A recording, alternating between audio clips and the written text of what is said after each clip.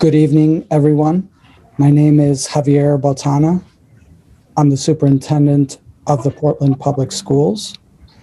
I will be joined tonight in the presentation by our Director of Budget and Finance, Kathy Winchenbach. You will be meeting Kathy shortly.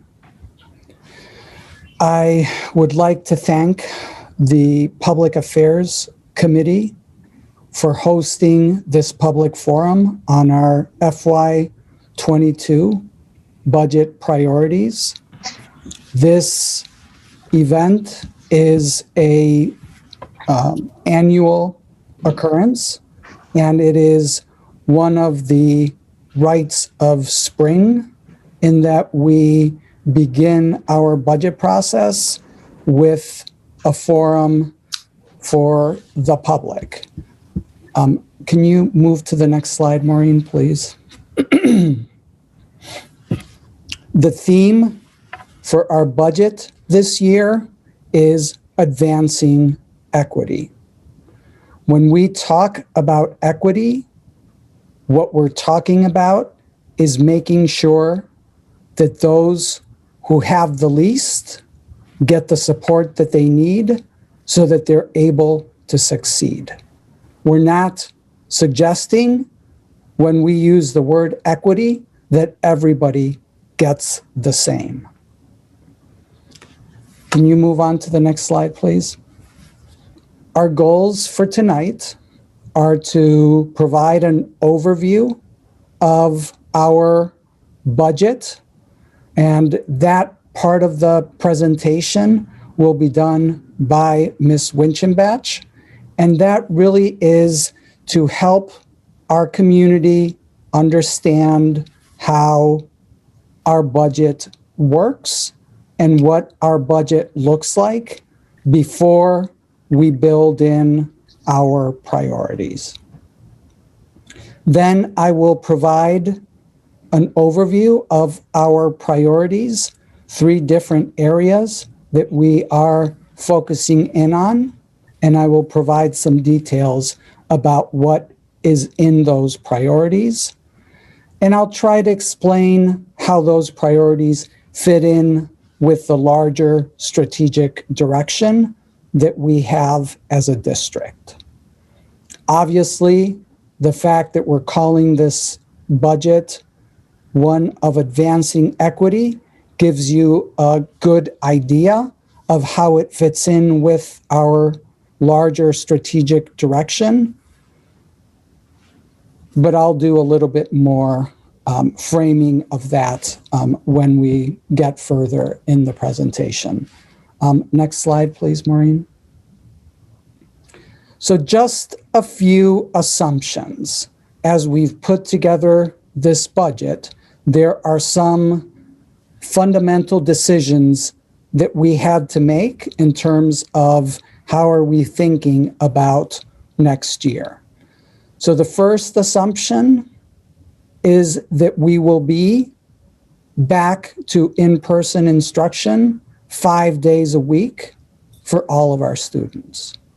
Now, we don't know that that's going to happen for a fact. Obviously, the pandemic is not over, but as we did our planning, we had to make an assumption whether we were, you can keep going back, please. Yeah, thank you. Whether we were going to be back in person or we were going to have some different format. And so our assumption for this budget is 5 days a week in person. The budget also assumes that our enrollment returns to normal levels. As you may know, we lost about 3.5% of our student population this year. That tracks closely with all other districts in the state and across the country. So there's nothing exceptional there for us this year, but that is a phenomenon that is true across the board. But as we thought about next year, we assumed that we would be back to normal enrollment. I do want to point out that we will still likely have some COVID-related needs. Those can be programming needs, those things such as some students that will have to access school remotely, having personal protective equipment for students, for staff, potential closures as we need to quarantine and so on. So there may still be some programming associated with that. And we also have a significant amount of federal funding that needs to be used as part of our reopening of schools. So those are some of the budget narrative assumptions that we have. And so I'm going to next, if you can go to the next slide, Maureen, turn it over to our Executive Director for Budget and Finance, Kathy Winchenbach, to walk you through the next set of slides. Kathy? Thank you, Superintendent. Good evening, everyone. These next few slides are our introduction to our preliminary FY22 budget. Next slide, please. So we wanted to start off the financial portion of the presentation showing how much less we are receiving in state subsidy this year compared to last year. And as you can see, we'll be receiving approximately $1 million or 5% less in state funding for FY22. Next slide, please. So this next slide shows in which categories the changes occurred. We wanted to draw your attention to the change in state valuation and state mill rate compared to last year. These are the two main drivers of our local contribution. Portland's share is derived from taking the state valuation divided by 1,000 and multiplying it by the state mill rate. So you can see that our share increased by $2.7 million for FY22. And the state subsidy calculation takes our total operating allocation, that's almost $95 million above, and deducts this local allocation of $77 million to arrive at the state share of $18 million. Next slide, please.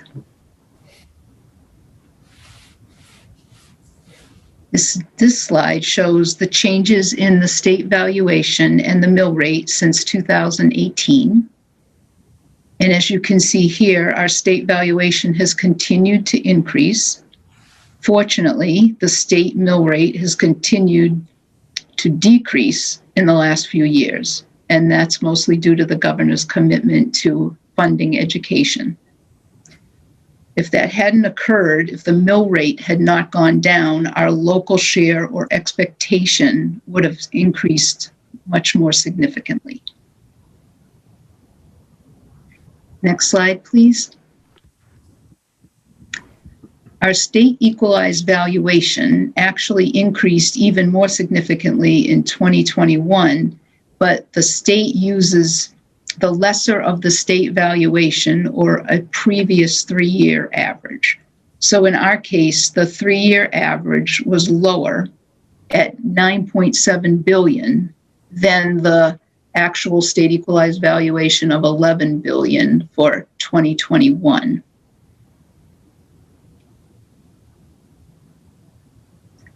And next year, the state equalized valuation is expected to increase to $10.4 billion. And that would be the average of those of 2019, 2020, and 2021. And if everything else stayed the same, the state mill rate would need to decrease to about $7.41 for our allocation to remain flat. I just wanted to point that out. Next slide, please.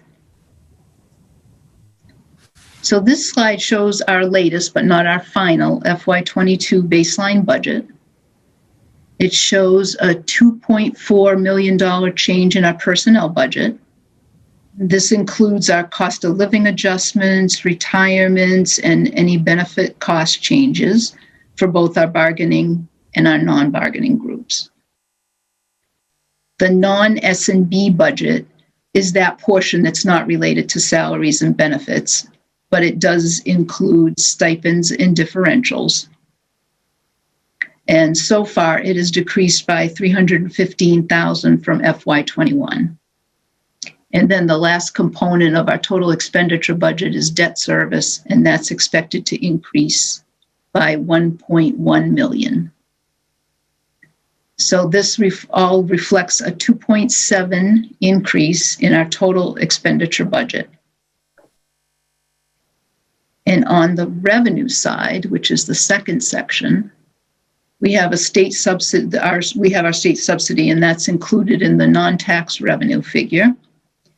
And for this model, we anticipated using a similar portion of fund balance as FY21, but the largest portion needed to balance our budget is really property taxes, and that's highlighted and bolded in yellow. If we take the property taxes figure and divide it by the city valuation of $8.155 billion divided by 1,000, we arrive at a 3.4% property tax impact for the school department. And that's really due to an anticipated increase of $85 million in the city valuation. And otherwise, the impact would have been greater. So next slide, please. The next two slides show our federal funding landscape. So this first one shows that we were allocated $24 million in federal funding. We had $13 million that was available or expected to be available for spending. Next slide, please.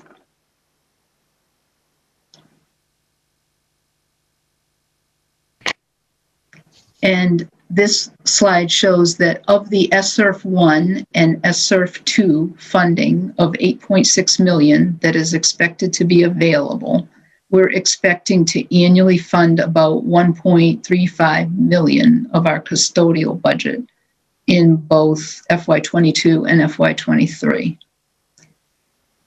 And since I'm still struggling with all of the acronyms here at Portland Schools, SSERF funds are elementary and secondary emergency relief funds, but they're actually funded out of two different acts.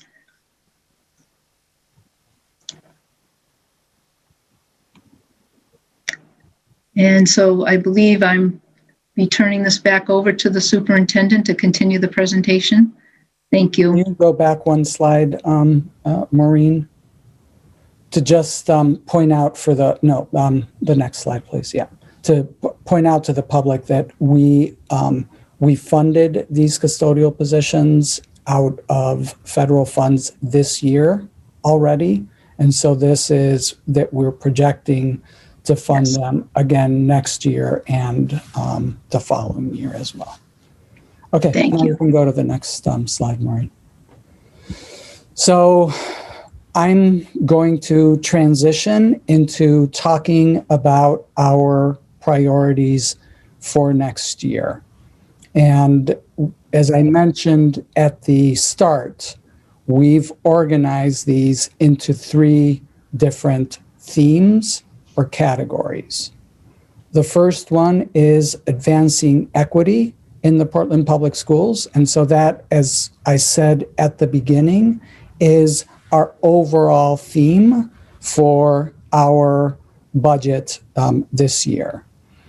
In addition to that, we're also looking to capitalize and incorporate into our budget some of the innovations that we've developed and learned as a result of our experience this year with the pandemic.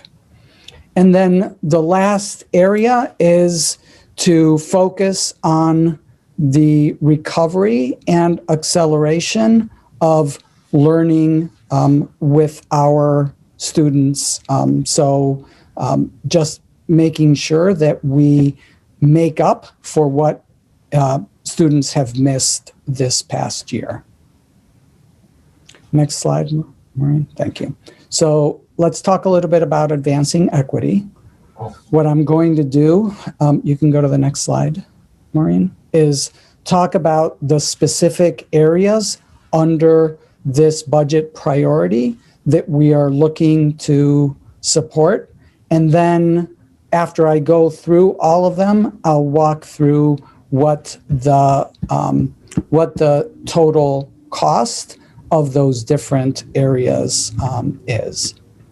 So first, we want to continue our pre-kindergarten commitment that the school board made 3 years ago now to continue to move us towards universal pre-kindergarten for our students.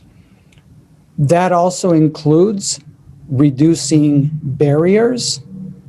So when we think about what the barriers are for families to be able to access pre-kindergarten, they include getting students to school. In the past, up until this year, we've not been able to transport our pre-kindergartners to school. So that is something that we're looking to change. The other barrier is the schedule. We've made some changes to the schedule so that it is consistent with the elementary schools where the programs are located. But unlike our students in kindergarten through 5th grade, where we do have after-school options through the city recreation department and other partnerships, we do not have before and after care for our pre-kindergarten students, and we still will not be able to provide that this coming year. But we continue to work on solutions that will allow us to provide that level of support to our pre-kindergarten students. The second priority is to fully implement our supports for students who are English language learners.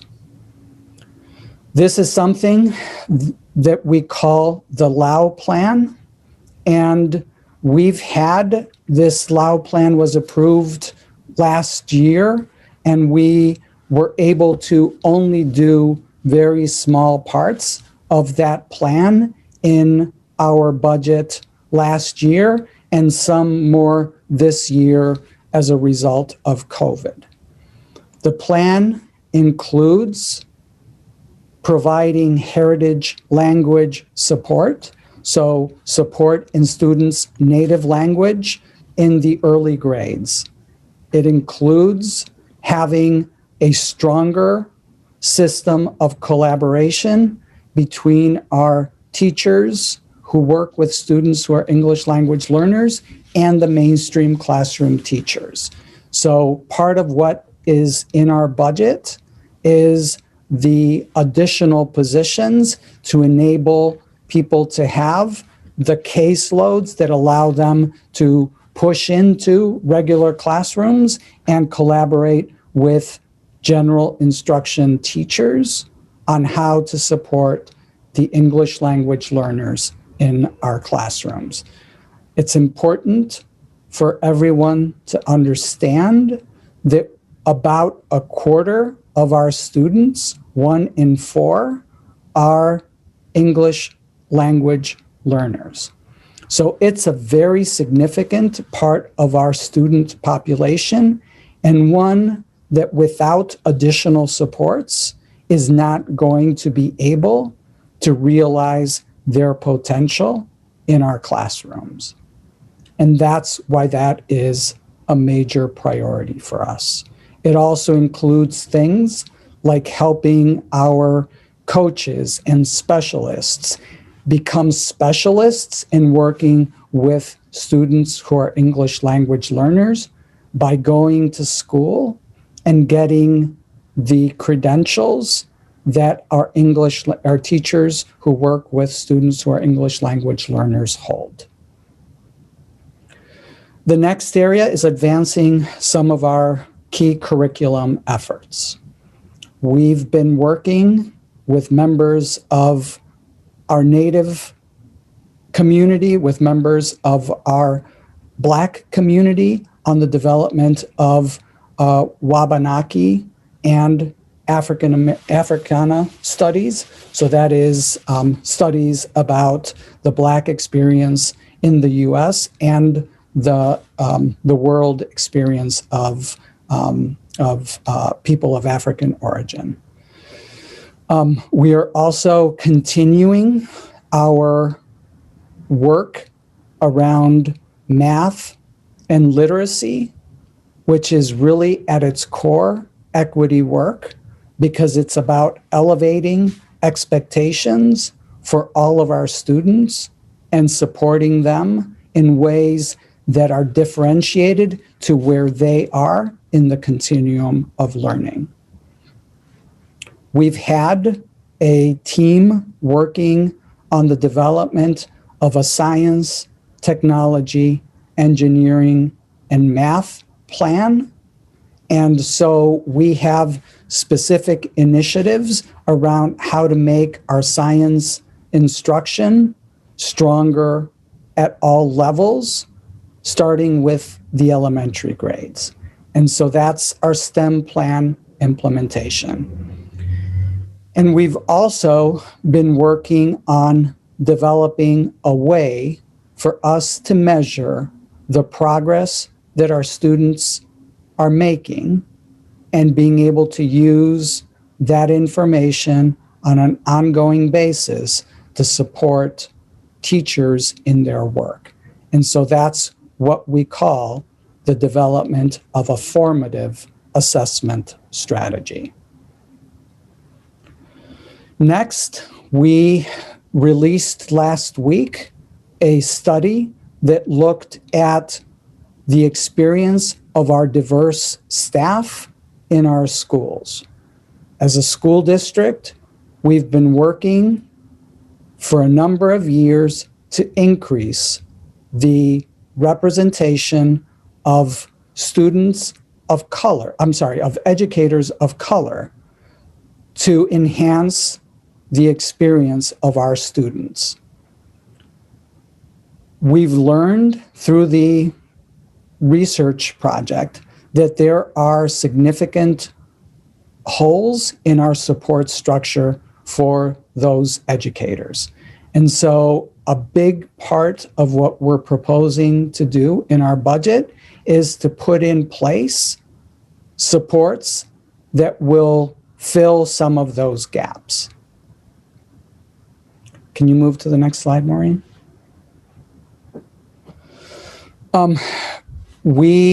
The school board passed a new policy on harassment, sexual harassment, and discrimination. And so our budget will need to include the resources to ensure that we can operationalize that policy. As we have in previous years, we continue to look at our structures for students with disabilities and prioritize those areas where there is the biggest need. We started last year to build a continuum at all grades for students who have autism, and so continuing the development of that level by level support structure is part of what we're envisioning, as well as reducing what are very significant caseloads for some of our specialists, our occupational therapists, our physical therapists, our speech and language therapists. So those are among the investments that we feel we need to make in order to be able to support our students with disabilities. And then last but not least is supporting and institutionalizing some of the equity work that we've started as a district. For the past 3 years, we've had a director of diversity, equity, and inclusion, and that has been a grant-funded position. Part of our commitment when we received the grants to support those positions was that we would eventually pay for that role in our general fund budget. This is an incredibly valuable resource to the district, and the work that has happened because of this, the individual in this position is, something that we would absolutely not be able to do without the Director of Diversity, Equity, and Inclusion. We also have been working with a broad cross-section of the community on trying to figure out how do we reduce food insecurity in our community, specifically through the work that we do in our schools.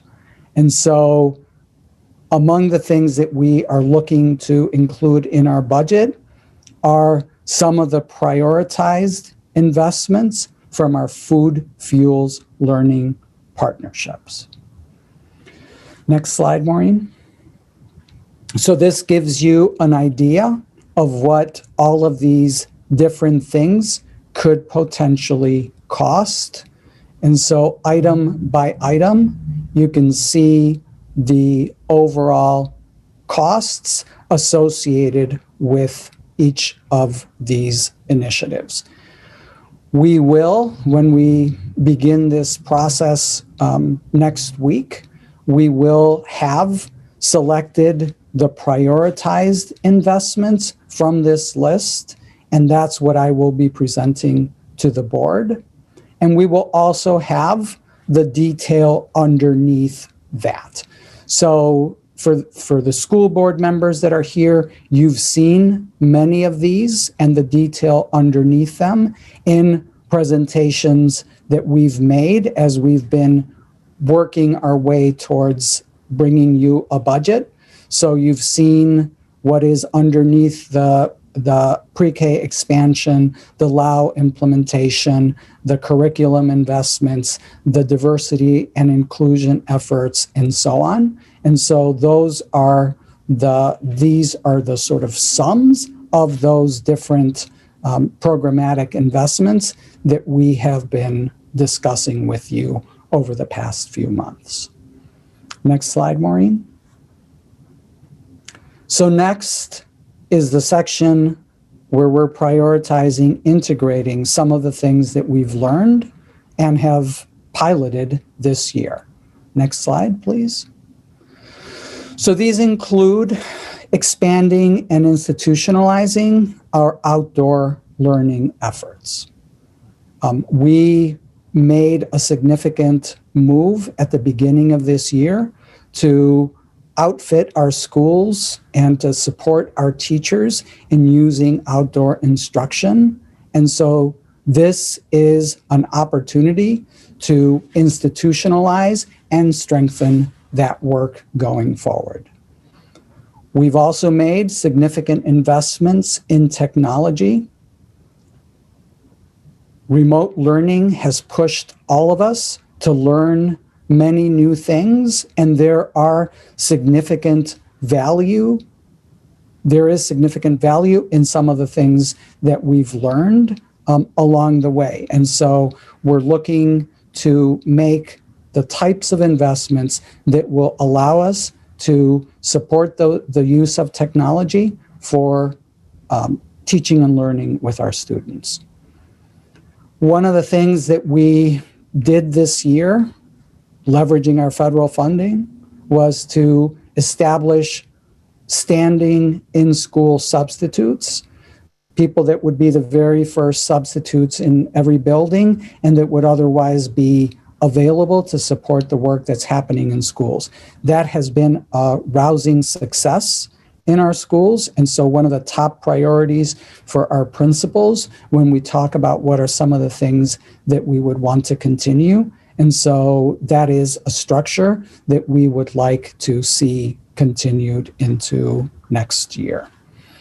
And then, as I mentioned at the beginning, while we expect to be back in person, there will still be some students who are themselves compromised in some way by exposure to COVID and for other reasons may not be able to return to in-person instruction right away. And so we envision retaining some level of support for remote learning. There also are opportunities for us to look at remote learning as a viable option for recovering recovering credits and things along those lines. Okay, next slide, please. So this is the cost associated with integrating those innovations. Again, as I said when I reviewed these slides earlier, the board has seen some of these in previous presentations, and as we move forward, depending on what actually gets into our budget, we will be providing additional details as to what goes into things like technology integration or outdoor learning and so on. Next slide, Maureen. And then last but not least is our efforts to make sure that we accelerate learning in the school district, particularly given what students may not have been able to have an opportunity to learn over this past year. So this includes investing in retaining our physical health supports, so staffing, the increased staffing of nurses that we've put in place this year, as well as additional social work staffing to support the mental health and well-being of our students. And then creating the types of support structures that allow us to accelerate the recovery for all of our students. So next slide, Maureen. So that includes a strong commitment to summer school and extended learning opportunities for our students to the tune of $2.2 million, as well as the staffing for nursing and social work that I discussed earlier. Okay, so just briefly, I want to talk about how all of these investments are aligned to where we're trying to go as a district. Next slide, please. This is the sum of all of those different possible investments that we've looked at and said, for us to be able to do what we are trying to accomplish as a district under our Portland Promise, this is what we would need to be able to add to our budget in order to be able to do that. We have been looking at this as different phases and different steps along the way, and we envision leveraging our federal funding to help us to advance some of this work. Next slide. Before we start focusing in next year, we also want to recognize that we still have 3 months of this school year left and the summer. And so as we've worked as a leadership team to define what are the things that we focus on, these are the 5 areas where we're focusing our time and attention. And those are things like re-engaging the many students who are disengaged and disconnected with school, and building the structures to support students in their recovery, strengthen our remote teaching, and strengthen our organizational culture and equity. And of course, as many of you know, we've been working to increase the amount of in-person instruction available to our students as we look to the end of the school year.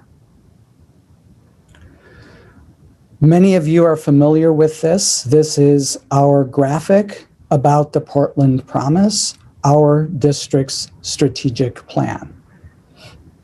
At the center is our ultimate goal, which is making sure that all of our students graduate prepared for college and career and empowered to do so in with a productive path.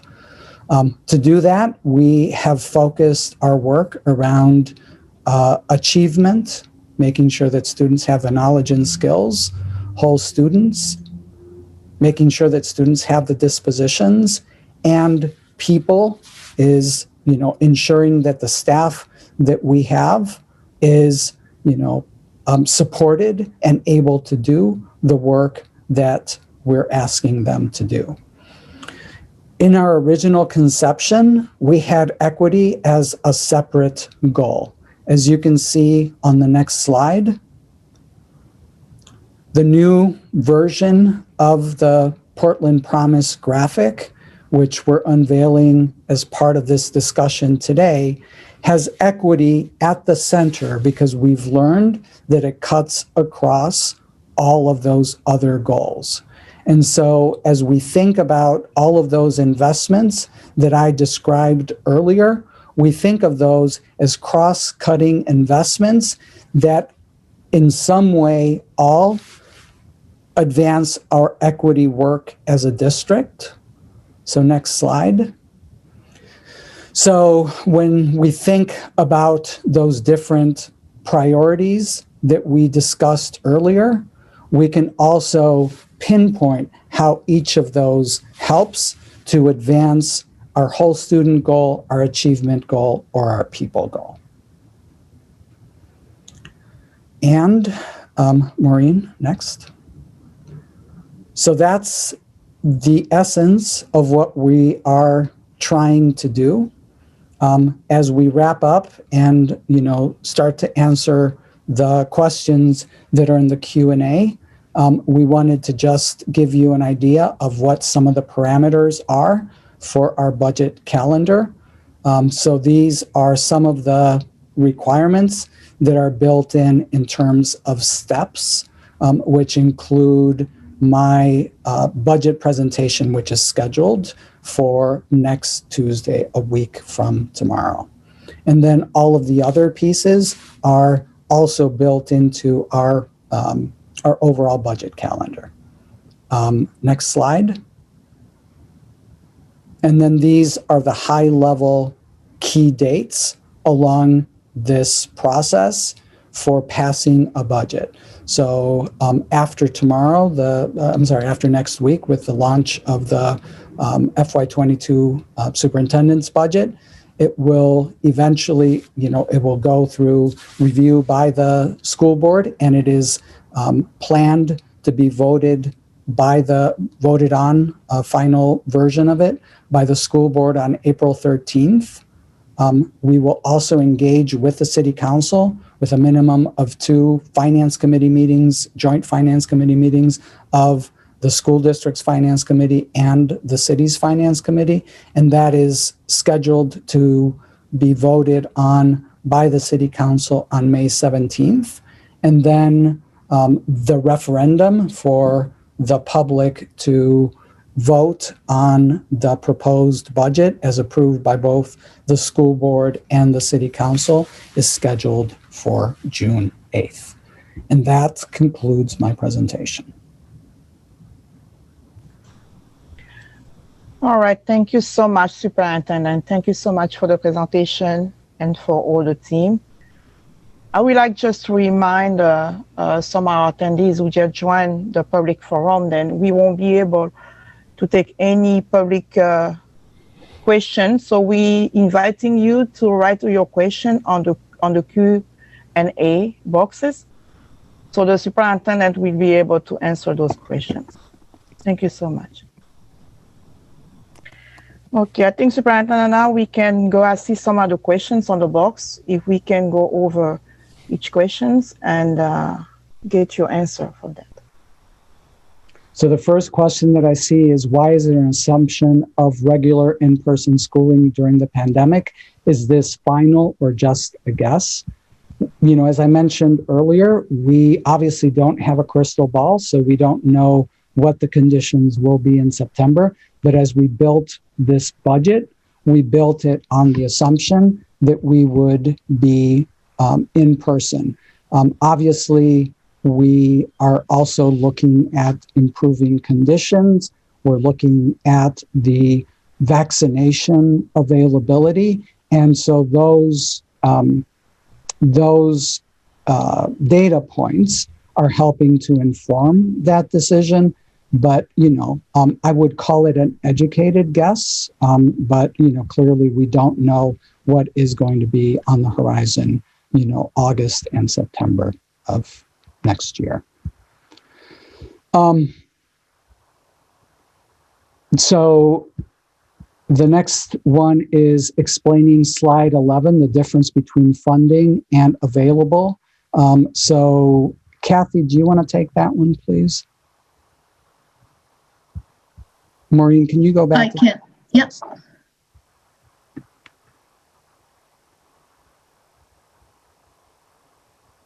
$11. Couple more. Thank you. That one. Yeah. Okay. So my understanding is that what we were allocated and what we were able to spend within the time constraints is a little bit different. So I think that's the difference between the original allocation that we received and what we have available to spend. I'm not quite sure.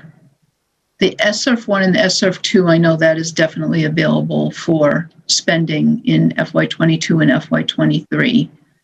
But I don't believe that the original 14 million original allocation for the CRF funds, that we were able to spend all of those funds in the time that we were allotted. But we will spend them before the end of this year. But we will, yes. So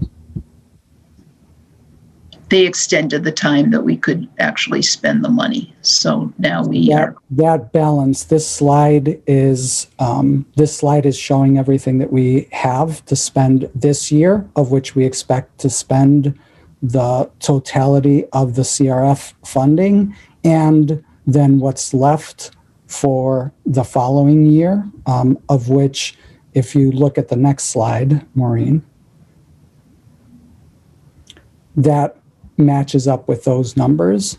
So there's 650,000 left in the first CARES grant, SRF 1, and that is going to be used to continue to pay for the custodians this coming year. And, you know, the other half of the custodial cost will come out of SRF 2. And then we project spending another 1.3 million for the same purpose in FY23. The next question is, what kinds of supports are you intending to put in place to close gaps in teachers of color support? What are the gaps and what are the, I'm sorry, it just moved on me. And what are the gaps and what are the supports being proposed for funding? So we had a full presentation to the school board on this last week. So we would just refer you back to that presentation by our HR director, Barb Stoddard. This includes a number of activities and supports that include creating pathways, having a support structure for affinity groups, and things along those lines. It also includes sort of upgrading the positions of some of the very fine people that are on this call today who are our interpreters, our parent and community specialists. And it also includes additional support for people that we ask to do identity-based work. So folks who are working in our schools, and because of their language skills, because of their affinity with our students, are asked to do specific tasks that we don't ask our white staff to do. And we want to compensate people fairly when we ask them to do those types of activities. So that's generally what we're talking about, but there's a full, really powerful presentation by our Executive Director of Human Resources, Barb Stoddard, at last week's board meeting that I would encourage anyone who's interested in getting into the nitty-gritty details to do that.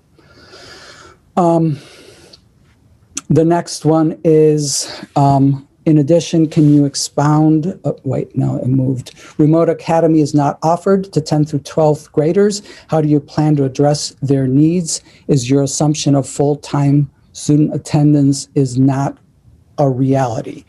So again, we do not envision having a remote academy for high school students next year. We do envision providing some form of online credit recovery and things along those lines.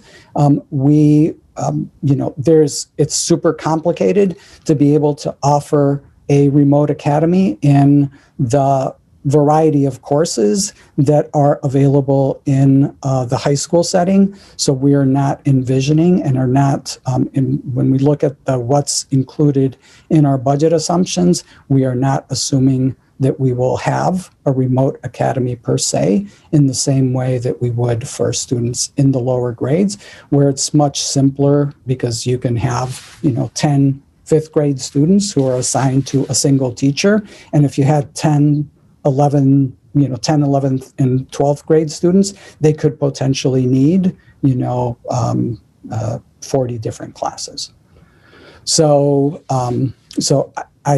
that's the way that we're thinking about remote academy for students in 10 through 12. We're also, just to sort of put a sharper note on this, also, we do not envision having remote academy as a choice. We envision having remote academy as an accommodation in the way that we currently accommodate other forms of need by students. So we're thinking about it more in the context of a Section 504 plan than we are in the way that it's been this year, which is more of a choice. Can you expound upon the outdoor learning with respect to high schoolers? I'd like to understand what's available. I am not able to do that. I don't have, I don't have the deep understanding of that plan, and I don't see Brooke with us tonight. So that is something that, as we move forward with our plans, we will be getting into those details. And so I encourage you to stay tuned, and we will provide that information. So the next question is, what will happen during the school year to accelerate learning for all children you missed a year of school? I'm assuming that is who missed a year of school. And as I said, we have a plan for a robust summer school for students. So that's our plan for students who have additional needs to make up learning.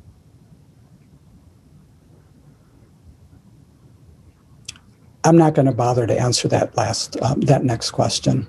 So that's not what we're here to do today. So thank you, Ms. St. Louis, but I'm not going to answer that.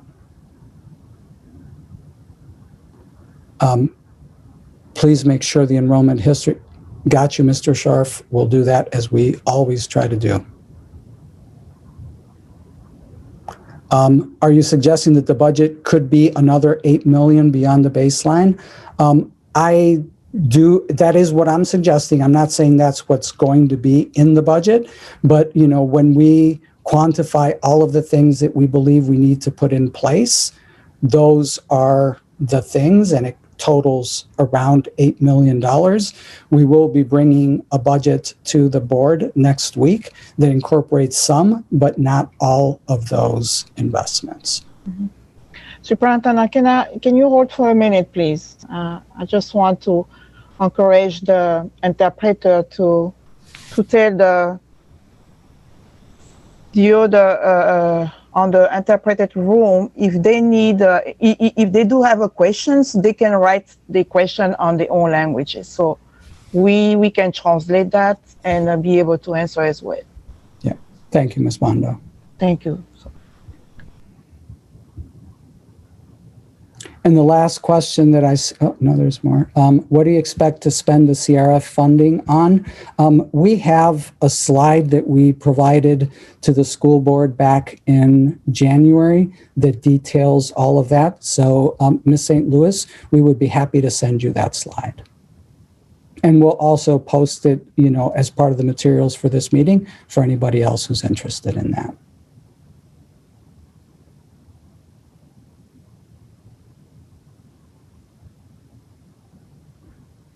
I don't have an answer to that next question. How could we, where is it? How could we possibly not spend 10 million? I don't know where that number is coming from. That's inaccurate.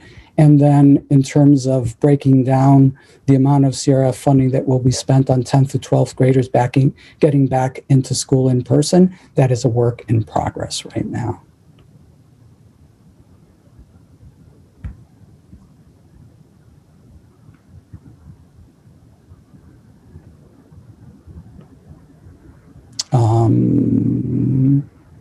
I think these are the same questions that we had from Mr. Scharf before.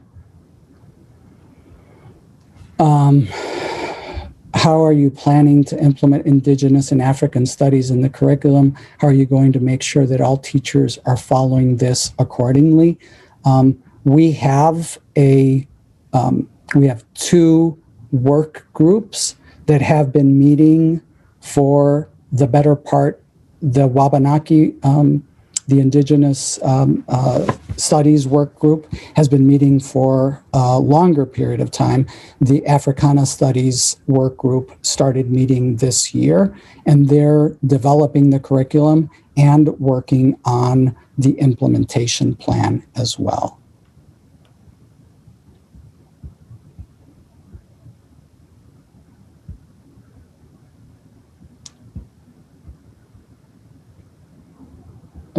So for Remote Academy, how are you showing equity for 10 through 12th graders for Remote Academy if they're left out currently? Because this, again, is a question about this year, which we're not here to discuss, so I'm not going to answer that question.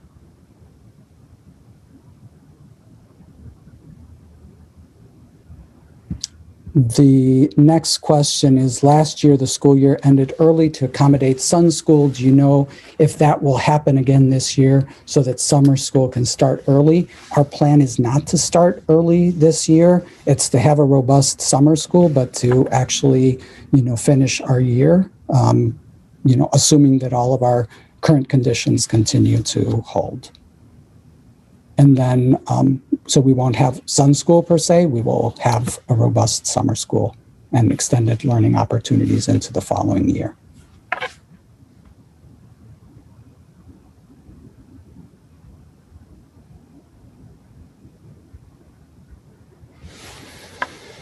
Great, and that's all we have in terms of questions. So we are very appreciative of everyone who came out tonight to our session, and look forward to your engagement throughout the budget process in the coming weeks. Ms. Bondo? Yes, thank you so much, Superintendent. I just want to make sure then we don't have any more questions from the interpreted rooms before we end our forum. No. All right.